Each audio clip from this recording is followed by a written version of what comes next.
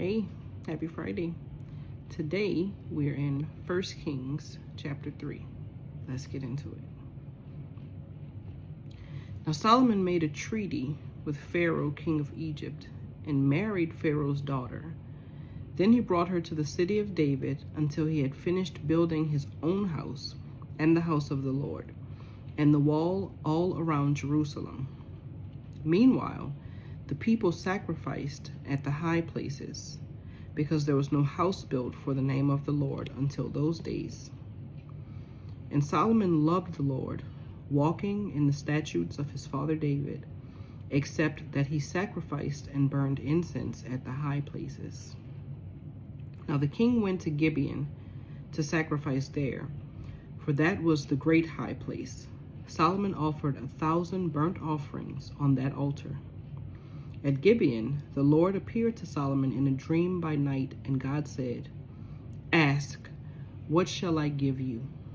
And Solomon said, "You have shown great mercy to your servant David, my father, because he walked before you in truth, in righteousness, and in uprightness of heart with you. You have continued this great kindness for him, and you have given him a son to sit on his throne, as it is this day. Now, O Lord, my God, you have made your servant king instead of my father David, but I am a little child.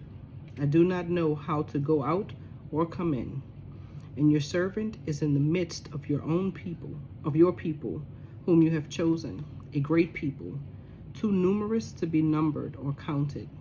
Therefore, give to your servant an understanding heart to judge your people, that I may discern between good and evil. For who is able to judge this great people of yours?"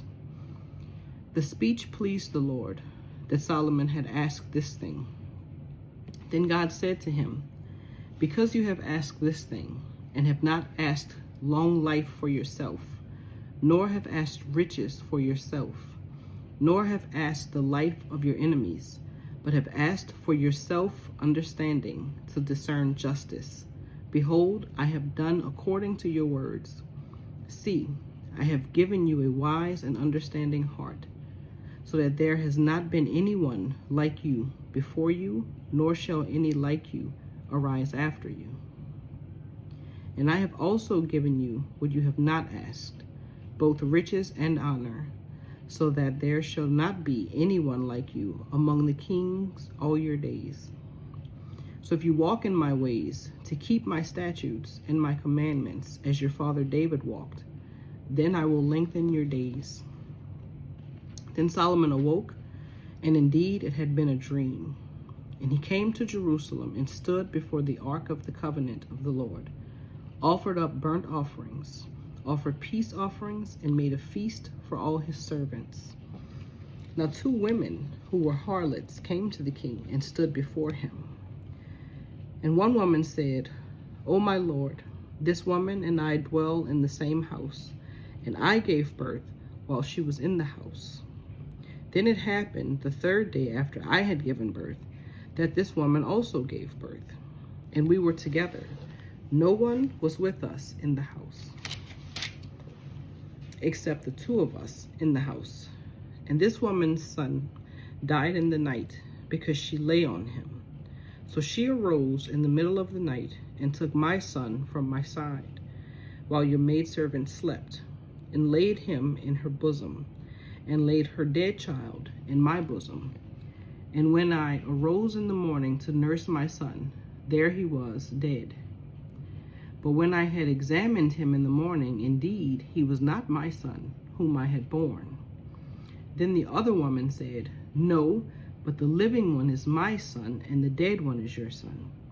And the first woman said, No, but the dead one is your son, and the living one is my son. Thus they spoke before the king. And the king said, The one says, This is my son who lives, and your son is the dead one.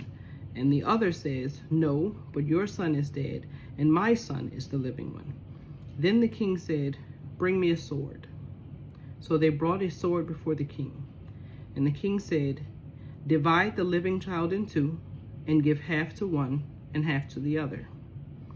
Then the woman whose son was living spoke to the king, for she yearned with compassion for her son. And she said, O my lord, give her the living child, and by no means kill him.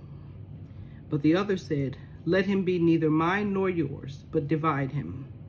So the king answered and said, Give the first woman the living child, and by no means kill him. She is his mother. And all Israel heard of the judgment which the king had rendered, and they feared the king, for they saw that the wisdom of God was in him to administer justice. May the Lord add a blessing to the reading of his word. Have a good day.